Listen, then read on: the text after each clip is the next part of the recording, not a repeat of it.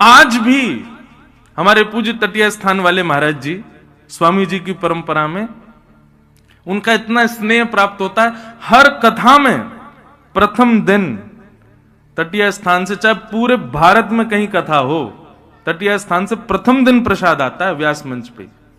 कितना ध्यान रखते हैं महाराज जी। तो किसी वैष्णव ने वहां पर भंडारा कराया, आज भी 1000, 1500, 2000 लोग, आप भी चले जाओगे तो वहां प्रसाद मिलेगा आपको, दोपहर में सब भोजन मिलेगा, ठाकुर जी की प्रसादी मिलेगी। लोग बाग कराते हैं, कोई ना भी कराए तो भी चलता है। तो एक दिल्ली के बड़े सेठ ने अभी मुझे बताई ये कथा, तो मैं बता रहा हूं आपको। दिल्ली के बड़े सेठ ने आकर के देखा कि यार यहाँ तो 2-2.5 हजार लोग प्रसादी पा रहे हैं, मैं भी सेवा करूं। उसने जाके वहां सेवकों से पूछा क्या करना है, बोले कि इतनी राशि लगेगी, तुम्हारा मन हो तो कराओ, नहीं भी मन हो तो हमारे यहाँ तो चलता ही रहता है। प्रसादी पा करके उसने कहा ठीक है। दूसरे दिन उसने अपनी सेवा रखी, दूसरे दिन प्रसादी बनी, सब लोगों ने पाई, उसने भी पाई। पा करके वो महाराज जी जो अभी विराजमान हैं उनके पास गया, और जो भी सेवा थी वो महाराज जी के चरणों में रखते हुए उसने कहा, महाराज जी लेकिन एक बात कहूं, कल जैसा स्वाद हो ना वैसा आज ना हो, कल वालो स्वाद ज्यादा बढ़िया हो। महाराज जी ने जो उसने सेवा दी थी ना, वो उठा के उसी के गोद में धर दी। बोले बावड़े कैसी बात कर रहे हैं? कल श्री जी ने भोग लगायो, कल भी स्वाद हो, और आज भी श्री जी ने भोग लगायो, आज भी स्वाद है। ये तेरी जीव के चटोरेपन के काजे भोग ना बने, हमारी श्री जी को प्रसाद है, ये नित्य स्वाद में रहे। तू कह रहा कल स्वादिष्ट तो आज ना है, ले जा अपनी सेवा, ना चाहिए हमको। अरे श्री जी के प्रसाद में स्वाद को अंतर करे, कल ज्यादा स्वादिष्ट तो आज स्वादिष्ट, ऐसी भावना रखे। श्री जी के मुख से स्पर्श है कि आयो है, या को मतलब वो स्वादिष्ट ही है। सांसारी व्यक्ति ये विचार करता है इसमें नमक है कि नहीं, नींबू है कि नहीं, मिर्च है कि नहीं, मसाले हैं कि नहीं, लेकिन वैष्णव विचार करता है कि ये ठाकुर जी के सन्मुख पधराया था तो ये सर्वगुण संपन्न है, ये सर्व प्रकारेण मेरा कल्याण करेगा, इसमें कोई दोष नहीं। आज भी ऐसी भावना है, वहां पर धन को और मूल्यवान वस्तुओं को महत्व नहीं दिया जाता। वृंदावन के रस उपासक महत्व सांसारी वस्तु को दे ही नहीं सकते। यहां के बंदर भी आपका चश्मा लेके इसलिए जाते हैं, अरे भैया जो नेत्र श्री जी ने दिए उनते देख, ये नकली चश्मा काहे को लगा के देख रहे हो हमारी लाडली जू को, असली आंखन ते देख। या हमारे वो भी लेके भाग जाए, पर्स वर्स लिए घूम रहे तो पर्स लेके भाग जाए, बोले कहां तक ले घूमेगा, लुटा दे या कुछ सबन में वाकू ले जाए।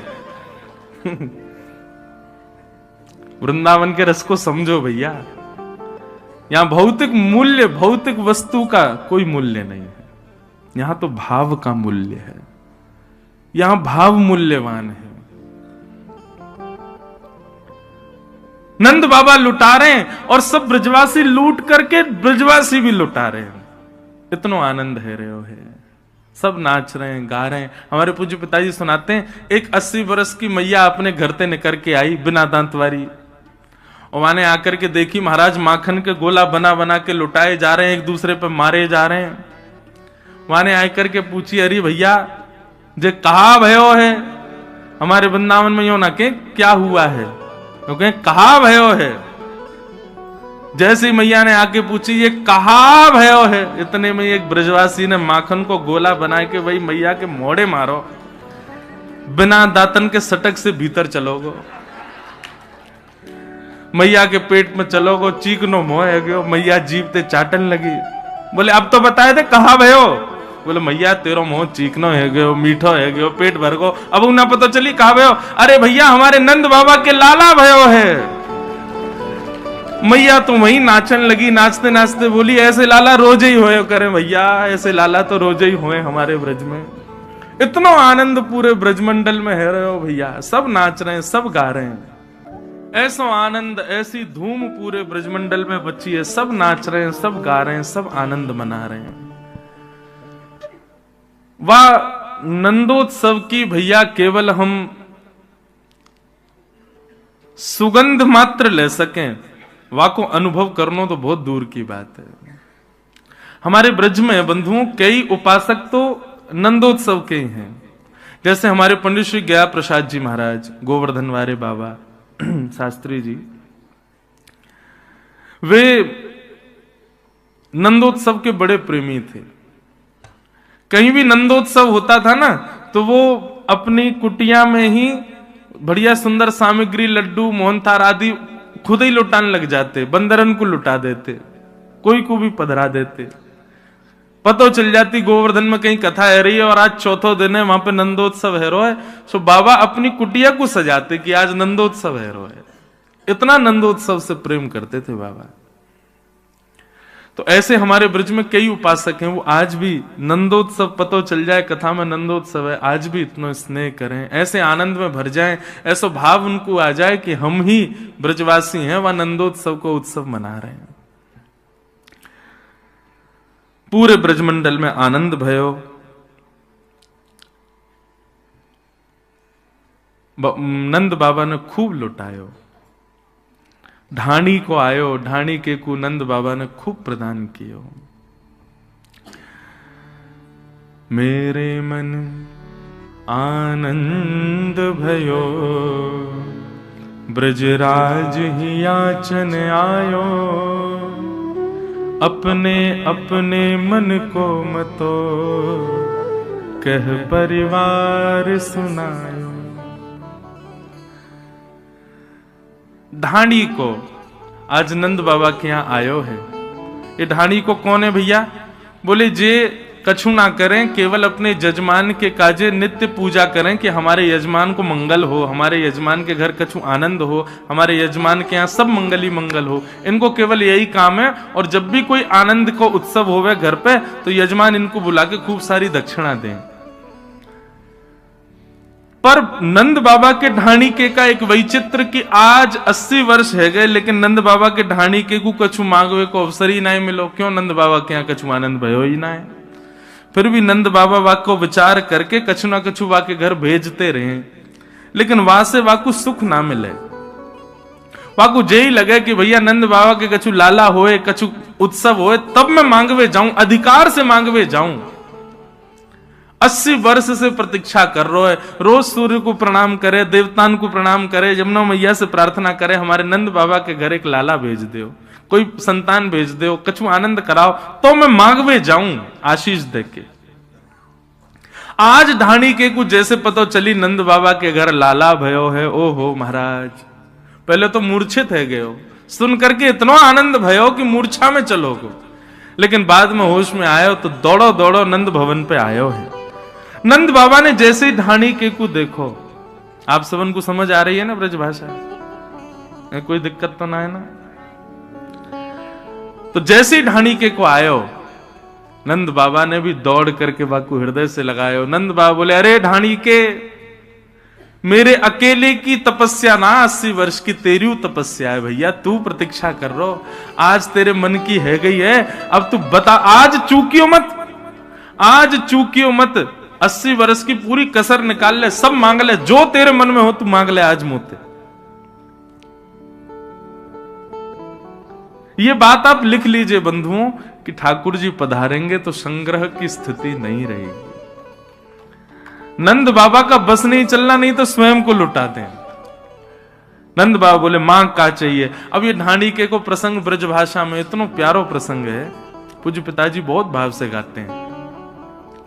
मेरे मन आनंद भयो, ब्रजराज ही याचन आयो, अपने अपने मन को मतो, कह परिवार सुनायो।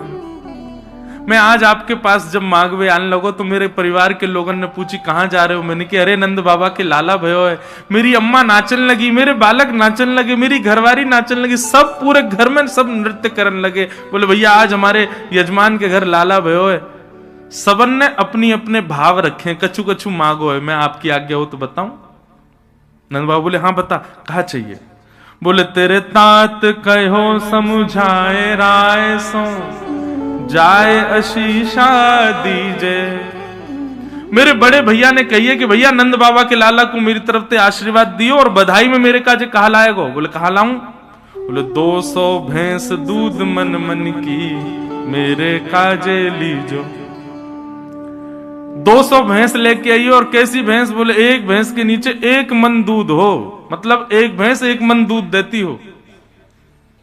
नंद बाबा बोले हे ढाणी के, तेरी उम्र कितनी है? गई बोले 100 के आसपास। और तेरे भैया की? वो भैया उचल लो होगो 150 के आसपास। अब भैया द्वापर में तो बड़ी उम्र होती सबकी। बोले 150 की उम्र में 200 भैंसन को दूध पी के कहां जाएगा भैया? और 1 मन दूध एक गई, एक भैंस थे, 200 मन दूध रोज होगो तेरे घर में, कहा करेगो भैया या को? बोले व्यापार आदि करेंगे। बोले देख भैया, हम लोग सात्विक लोग हैं, भैंस वैंस ना पालें, हमारे घर पे भैंस तो है ना है, और दूर दूर तक ब्रजमंडल में कोई भैंस है ही ना है। ठीक है, तेरे भैया की ज्यादा ही इच्छा है तो कहीं से मंगवा के वाको भिजवा देंगे। ठीक है, 200 भैंस देंगे। और बता क्या चाहिए तो? बोले मैं अपने बड़े भैया की बात मान के आने लगो। इतने में ही तापाछे आछे समझाए तिनके जेठे भैया, वाके काजे दीजो बाबा सुभग 700 गैया। मेरो एक और बड़ो भैया है, वातु बड़ो भैया। नंद बाबू बोले बाकी उम्र कितनी है? बोले वो 200 साल को है गो। बोले वाह, 200 भैंसन को दूध ये बीचवारो पीवेगो, 700 गैया को दूध वो बड़ो वारो पीवेगो। 700 गैया चाहिए? बोले हाँ चल भैया, गैया तो हम देंगे। गैया तो तू चाहे 700 नहीं, तू 7000 ले जा। 9 लाख गाय है नंद बाबा के भवन में। ठाकुर जी अरे गेरे ना भय भैया, खूब सोने की चम्मच मुंह में आइए सीधे, ऐसे घर में आए ठाकुर जी। और लाल जी भैया विचार ना करें, तो हमारा विचार है। ब्रज के कोई भी व्यक्ति गरीब नहीं है, ब्रज पूरा समृद्धवान है। और समृद्धवान किस भाव से? ब्रज में धन लक्ष्मी तो महाराज लोटी पड़ी रहे ब्रजमंडल में, लक्ष्मी तो ऐसी ही लोटी भई है। ब्रज के लोग तो भाव और प्रेम के समृद्धवान है। ब्रज के लोगों में जैसो प्रेम है, सो कहीं ना मिलेगा आपको। तो वाके काजे 700 गैया दियो। अच्छा 200 भैंस है। मुनीम जी लिखते जाओ भैया, जो जो कह रहे हो सब देंगे याकू। बोले और बता? बोले मैं दोनों भैया की बात मान के आने लगो। इतने में ही मेरो बेटा बड़ो सुखदाई, तैसे ताके साथी, वाके काजे दीजो बाबा मत मदा तो हाथी। मेरो बेटा बोलो कि भैया मैं जाऊंगा नंद बाबा के लाला को आशीर्वाद देवे, लेकिन बाबा ऐसे ना जाऊंगा, तो अपने सखान के संग जाऊंगा। नंद बाबा बोले तो फिर बातें कहो, अपने सखान के संग आ जाए, पूरी टोली लेके आए, सब व्यवस्था कर देंगे हम। बोले ऐसे ना आवे गो। बोले तो? बोले वाने कहिए मेरे काजे एक मत वालो हाथी लेके आई हो, वहां पे आगे मैं बैठूंगा, मेरे सब सखा बैठेंगे, और नंद घनानंद भयो जय कन्हैया लाल की गाते भय हम आवेंगे, हमारे काजे एक हाथी लेके आएंगे। आहा, अच्छा देखो ढाणी को बोल रहा है और नंद बाबा लिखवा रहे हैं, और लाखों ब्रजवासी चारों तरफ बैठ करके सुन रहे हैं। और जैसे ही नंद बाबा ने कि हाँ भैया हाथी देंगे, तभी ब्रजवासी ने पंक्ति लिख दी, हाथी दीने।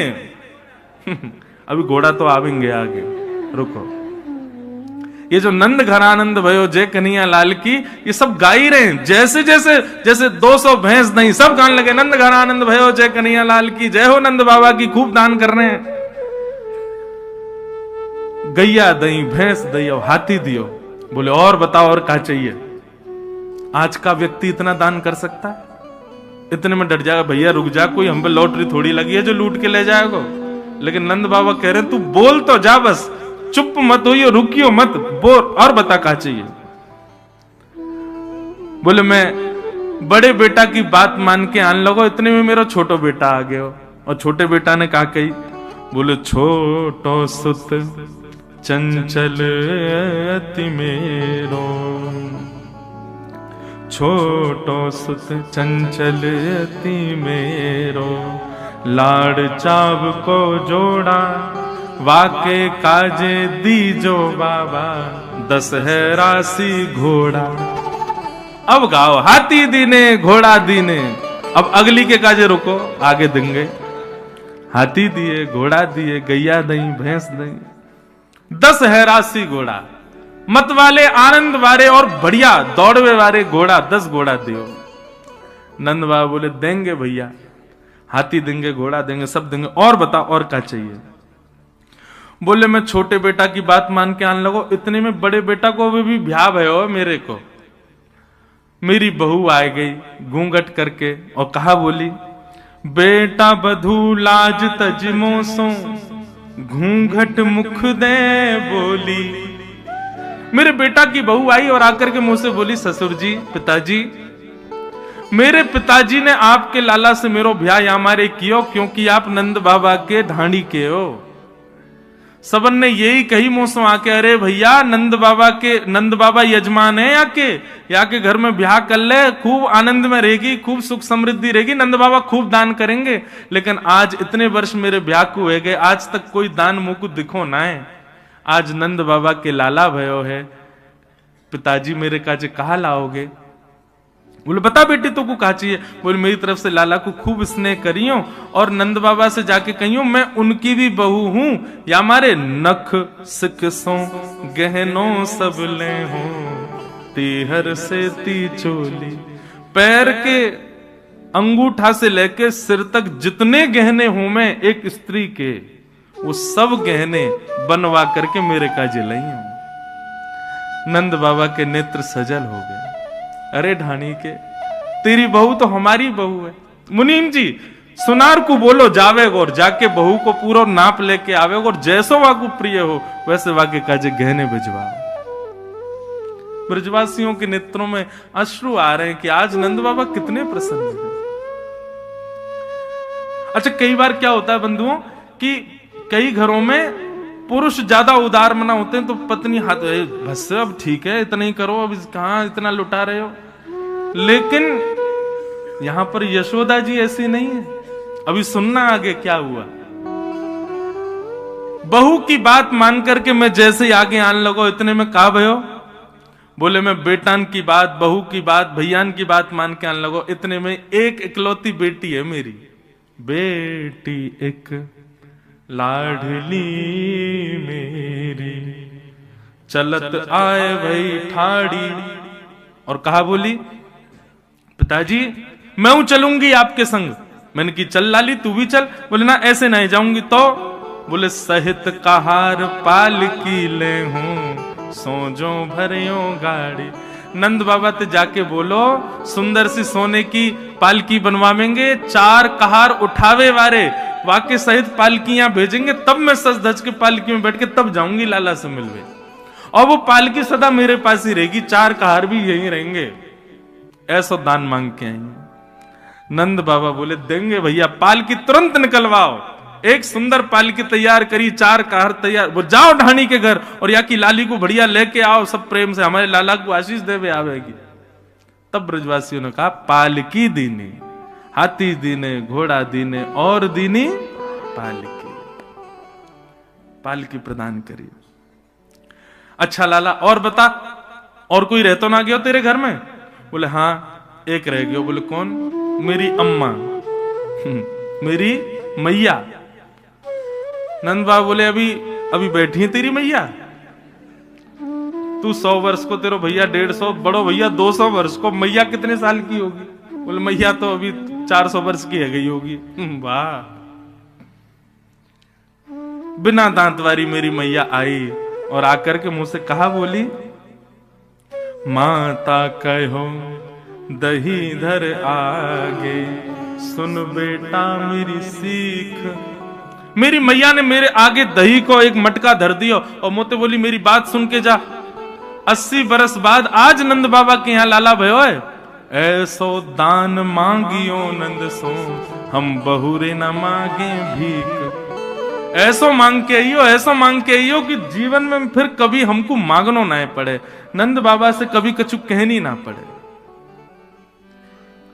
ऐसो दान मांग के आइयो।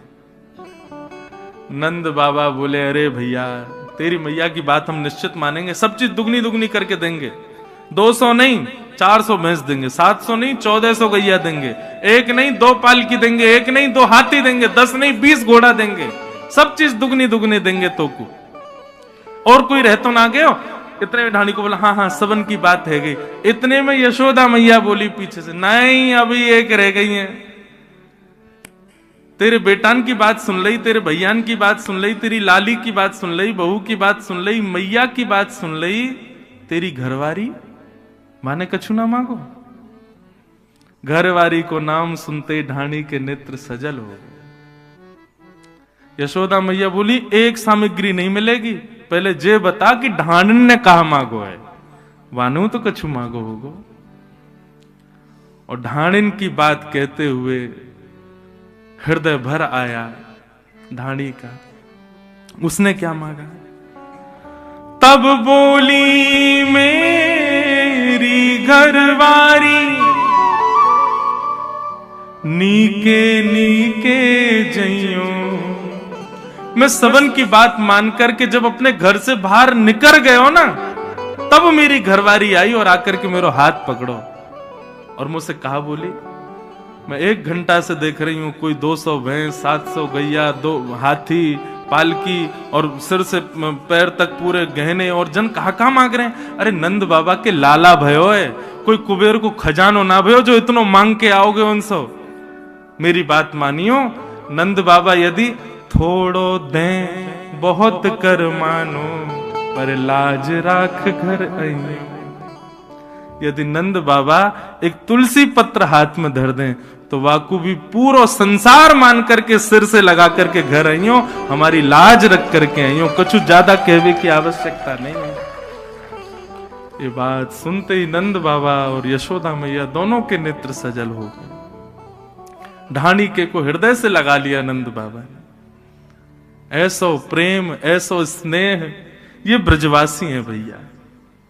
इनकी बात में कभी कभी आपको लग सके कि ये तेज बोल रहे हैं, इनके व्यवहार में कभी कभी आपको लोभ झलक सके, इनके स्वभाव में कभी कभी आपको ईर्ष्या झलक सके, लेकिन आप हमारी बात सत्य मानियो, ब्रजवासी बाह्य आवरण से लोभ, ईर्ष्या, द्वेष सब दिखावे, लेकिन हृदय से अत्यंत प्रेमी है। इसीलिए बांके बिहारी जी बिक गए इन ब्रजवासी के काज।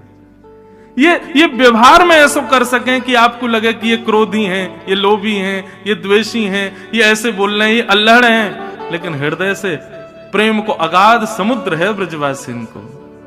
यही मारे श्री जगन्नाथ जी की भुजाएं खड़ी क्यों हैं? ये भुजाएं ऐसी क्यों हैं? ये प्रेम विगलित स्वरूप क्यों है श्री जगन्नाथ जी? जगन्नाथ जी पिघले हुए देवता हैं ब्रजवासियों की याद में। जब द्वारिका में रोहिणी मैया ब्रज लीला सुना रही थी कृष्ण पटरानियों को, उस समय कृष्ण, सुभद्रा और बलराम जी दोनों द्वार पर बैठ करके ब्रज की लीला सुन रहे थे, और लीला सुनते सुनते प्रेम की 10वीं अवस्था पार हो गई। आंखें पिघल गई, हाथ पिघल गए, पैर पिघल गए, पूरा अंग पिघल गया, और ब्रजवासियों की याद में दोनों भुजाएं खड़ी हो गई कि अरे भैया कोई लाओ इन ब्रजवासियों को मेरे हृदय से लगा दो। ब्रजवासी वल्लभ सदा मेरे जीवन प्राण, इनको ना ही बिसारी हूं मोहे नंद बाबा की याद। तभी प्रकट हो गए श्री जगन्नाथ महाप्रभु। ये ब्रजमंडल के परकोटे में जितने ब्रजवासी हैं ना, इनके प्रेम के, इनके प्रेमी का स्वरूप है श्री जगन्नाथ जी का। ऐसा वर्णन आता है जगन्नाथ जी की लीलाओं में कि प्राचीन काल में जब इतने साधन नहीं थे ना, ब्रज से जगन्नाथपुरी पहुंचने में महीनों लगते थे, तो उस समय वृंदावन से यदि कोई ब्रजवासी निकलता था ना जगन्नाथपुरी के लिए, तो वहां मंदिर में बैठे हुए श्री जगन्नाथ जी का श्री विग्रह ऐसे झूमने लग जाता था अपने आप। और पुजारी जाकर के देखते जगन्नाथ जी झूम रहे, जाकर के निवेदन, जय जय आज कैसे झूम रहे हो? बोले अरे भैया बस कछु दिनान की बात है, एक ब्रजवासी मेरे दर्शन को आ रहा है, वाके काजे उत्तम व्यवस्था कर दो, वाके काजे भोजन की व्यवस्था कर दो। और सुनो, जब वो आवे ना, बाकी इनको तो दूर से दर्शन कराए दियो, लेकिन वह ब्रजवासी को चुपके तो मेरे हृदय से लाके लगाए दियो।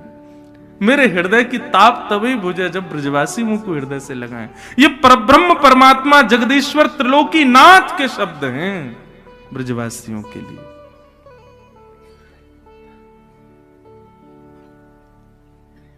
इसलिए भैया मैं बार बार कहूं, बिहारी जी को एक बार को दंडवत ना कर पाओगे, भीड़ बहुत है मंदिर में, जिद मत करियो नहीं तो कुचल जाएगा, कोई चढ़ जाएगा ऊपर आपके। बिहारी जी से बढ़िया तो मंदिर से बाहर आके कोई ब्रजवासी को दंडवत कर लियो, बाको प्रणाम कर लियो, वो श्रेष्ठ है। आप लोग बिहारी जी को अपने हाथ से भोग नहीं पवा सकते, तो कोई ब्रजवासी को बैठा लियो, सुंदर सुंदर पकवान बना के अपने हाथ से पवाई दियो और यही विचार करियो कि बिहारी जी पा रहे हैं। आप विश्वास मानो, ये ब्रजवासीन से जो आपको प्रेम बढ़ेगा ना, ठाकुर जी को प्रेम आपसे बढ़ जाएगा। मैं कभी कभी कथाओं में कहा करता हूं कि हमारी भक्ति पुष्ट हो रही है, इसको पहचाने कैसे? हम जो कर रहे हैं, हमारी जो भक्ति है वो सही मार्ग पर चल रही है, ठाकुर जी उससे प्रसन्न है, इसका पहचान कैसे किया जाए? तो दो पहचान है भैया। पहली पहचान, गौशाला में जाओ, गैया से यदि भय नहीं लगे, गैया के गौमूत्र गौ गोबर से घृणा नहीं हो, गैया को कुछ पवावे में आपको भय नहीं लगे, गैया से गले लगवे को मन करे, गैया की सेवा करवे को मन करे, वाक्य गौमूत्र और गौ गोबर के प्रति घृणा नहीं हो, तो समझो आपकी भक्ति पुष्ट है। और दूसरो, वृंदावन में बिहारी जी से ज्यादा ब्रजवासी प्यारे लगन लगे, तो समझो कि आपकी भक्ति पुष्ट है, आपकी भक्ति श्रेष्ठ है। ये ब्रजवासी हैं भैया।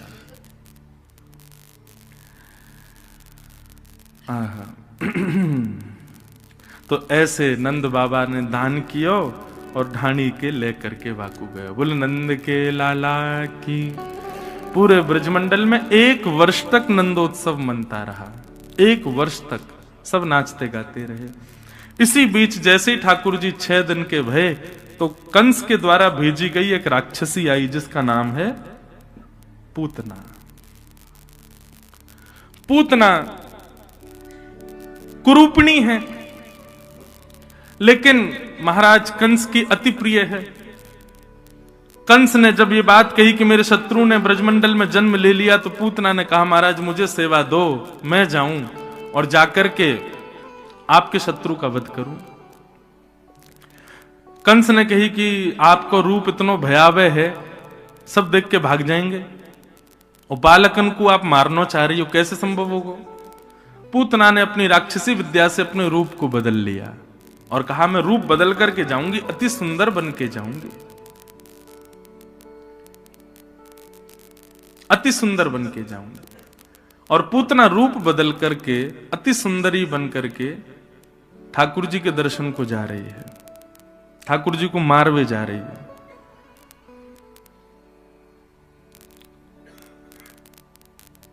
कि कंसेन प्रहिता घोरा पूतना बालघातिनी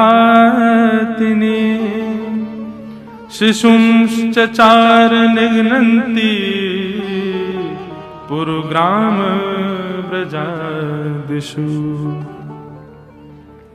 पूतना ने अपना रूप बदल लिया, इतनी सुंदर बन गई पूतना कि उसके रूप को देख करके अब सब आकर्षित होने लगे। बहुत ध्यान से सुनिएगा बंधुओं। पूतना ने 84 कोस ब्रजमंडल में 10 दिन के अंदर जन्म लेने वाले हर बच्चे को मार दिया। कैसे मार दिया?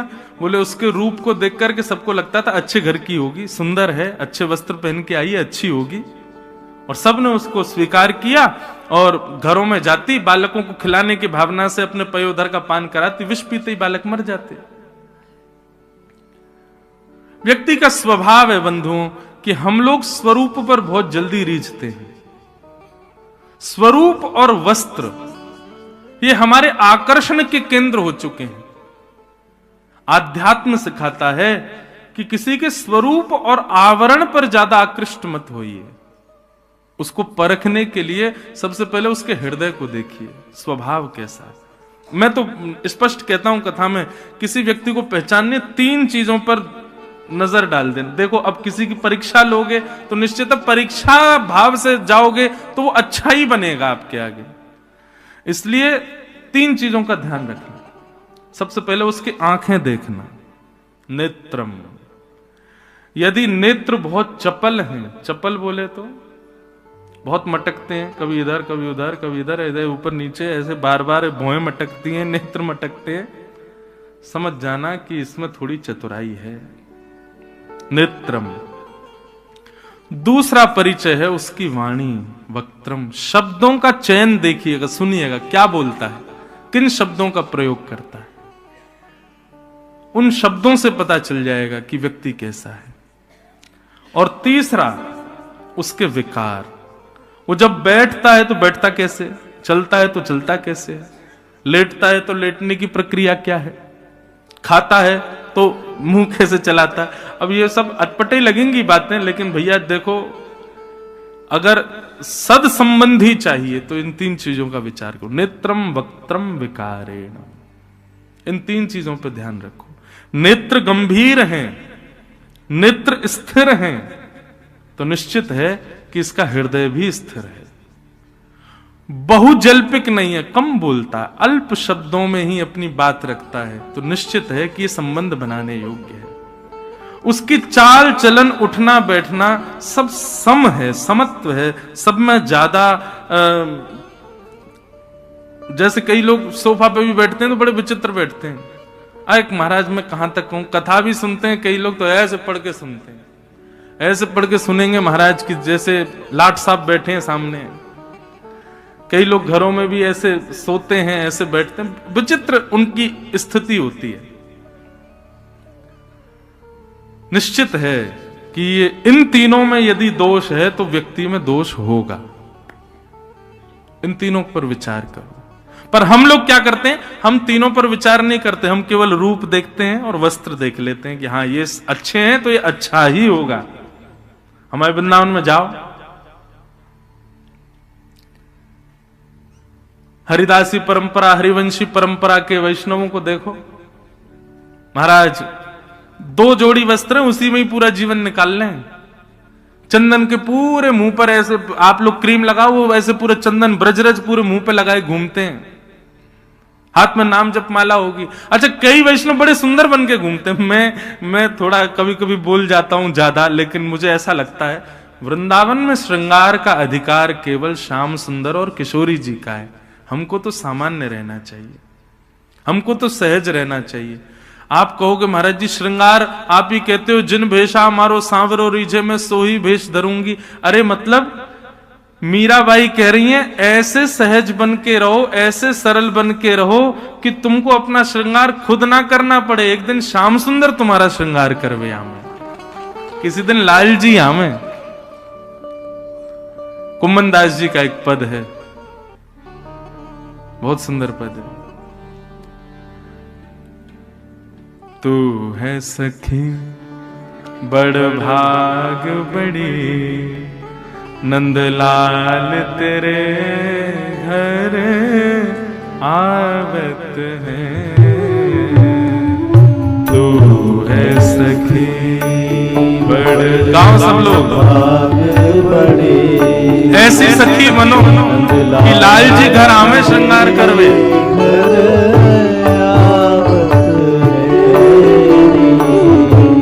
तू अपनो श्रृंगार करत है, तू अपनो श्रृंगार करत है। ये दर्पण हाथ दिखावत है, ये दर्पण हाथ दिखावत है। कितना सुंदर लगे हैं? हम श्रृंगार करें, कब श्रृंगार करें? तब तक श्रृंगार मत करो जब तक श्याम सुंदर हमको स्वीकार ना कर लें। मेरा अभिप्राय ऐसा नहीं कि पूरे बावड़े बने घूमो, नहीं, सामान्य रहो। ज्यादा श्रेष्ठ मैं दिखूं सबको, ऐसा भाव मत रखो। अरे श्रृंगार हम किस लिए कर रहे हैं? एक गृहिणी अपना श्रृंगार तब करती है जब उसका ब्याह हो जाता है, जब उसके प्रियतम उसके पास आ जाते हैं। हमारे प्रियतम आ गए क्या हमारे पास में? नहीं आए ना, तो फिर श्रृंगार क्यों? श्रृंगार को बचा के रखो। कब के लिए? बोले जब लाल जी आएंगे, जब राधा रमन लाल आएंगे, जब बिहारी जी जीवन में आ जाएंगे, वो हमको स्वीकार कर लेंगे, हमारे आगे दर्पण लेके बैठेंगे, तब हम अपना श्रृंगार करेंगे। तू है सखी बड़ भाग बड़ी, नंदलाल